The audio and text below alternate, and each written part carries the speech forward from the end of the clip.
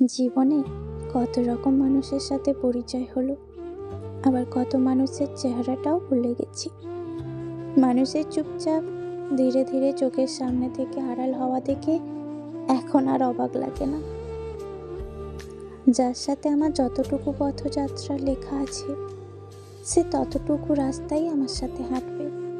মাঝপথে আলাদা রাস্তায় ঢুকে পড়লে আমি আর আশ্চর্য হই না, কারণ চিরবাস্তব হলো মানুষ তার পছন্দের জায়গায় ছুটে যাবে। কে চলে গেল, কেন চলে গেল, এসব কারণ আর খোঁজা হয় না। আমার সাথে তার এতটুকুই পথ চলা ছিল, আমি এটাই বিশ্বাস করি।